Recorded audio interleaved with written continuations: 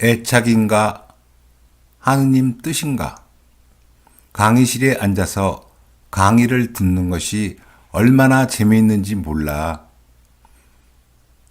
건강도 그리 좋지 않으니 한 학기만 쉬었다가 2학기 때나 등록하라는 제 말에 아내는 이렇게 대답했습니다. 새벽같이 일어나서 식구들 아침 식사 준비하고 아이들 학교 가는 뒷바라지하고 식탁에 앉아 느긋하게 커피나 한잔 해야 할 시간에 종종 걸음으로 한 손에 책을 들고 현관문을 빠져나가는 모습이 안쓰러워서 제발 쉬엄쉬엄 가자고 해도 내가 좋아서 하는 것이니 그냥 내버려 두라는 아내의 모습을 보며 애착이라고 단정 지었습니다. 요즘 늦은 나이에 이런저런 공부에 매달리는 부인들을 심심치 않게 봅니다. 그때마다 애착이란 단어를 떠올립니다. 열심히 살림하고 아이들 뒷바라지하고 퇴근하고 돌아오는 남편에게 한 송이의 꽃이 되어 남편을 반겨주기를 바라던 고정관념을 허물어야 하는 고통이 되풀이하여 애착이란 단어를 떠올리게 합니다. 하루는 이 문제로 대화를 하게 되었는데 재미있는 결과를 확인하게 되었습니다. 저는 애착이라고 결론 내리는 신학 공부를 아내는 하느님의 뜻이라고 믿고 있었습니다. 우리는 대화를 중단했습니다. 서로 지금 그대로 상대방의 생각을 존중해야 한다고 생각했습니다. 애착과 하느님의 뜻의 차이는 하늘과 땅만큼 멀다는 생각이 들었습니다. 그러나 그런 거리를 두고도 우리는 다투지 않고 기쁨 속에서 행복하게 지냅니다. 심각하다면 심각할 수 있는 그 큰 문제는 은총이었습니다. 나에게는 하느님의 뜻이 상대방에게는 애착으로 느껴질 수 있음도 모두 그분의 계획이라고 믿었습니다. 하느님의 뜻인지 아니면 애착인지 확인할 방법이 없었습니다.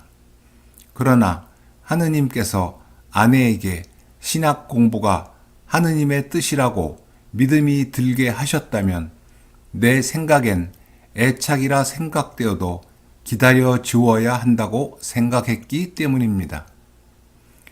그렇게 마음을 다잡으면서 저는 울었습니다. 저는 울면서 나의 눈물이 나에 대한 인간적인 애착에서 오는 것임을 알았습니다. 나를 꺾는다는 것은 세상에서 제일 힘든 일 같습니다.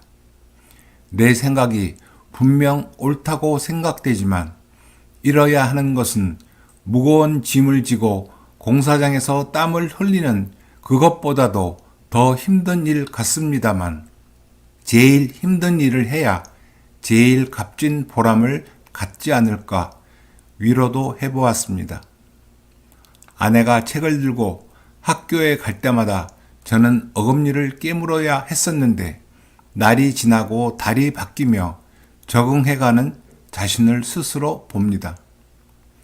아내가 시간이 모자라 마무리하지 못한 일들을 주섬주섬 찾아서 합니다. 시간이 있고 힘이 있고 무엇보다 마음의 여유가 있으면 합니다. 그러나 여유가 없으면 하지 않습니다. 하지 않아도 미안한 생각이 없고 해 주어도 으쓱거리지 않습니다. 아내가 힘들면 나도 힘들고 내가 힘들면 아내도 힘듭니다. 억지로 하는 것은 의미가 없었습니다. 기쁘게 하지 못하면 안 하는 것이 낫습니다. 그래서 힘들면 우리는 함께 쉽니다. 우리가 함께 살아오면서 아내가 저에게 나누어준 제일 값진 사랑은 저에게 물을 살도록 도와준 것입니다. 그 사랑은 감사의 마음만 갖게 한 것이 아니라 바로 제가 그렇게 다른 삶이 되도록 해준 것입니다. 저는 이번 일을 통해서 하느님께서는 저에게는 애착으로, 아내에게는 뜻으로 믿도록 계획하셨을 것으로 생각하게 되었습니다. 사랑이신 그분께서 저에게 다른 생각이 있는 사람, 다른 삶으로 사는 사람, 내 생각으론 옳지 않게 사는 사람과도 일치를 건설해야 함을 가르쳐 주신 기회라고 믿게 됩니다. 물을 연습하면서 무한, 한계 없는 사랑을 배워갑니다.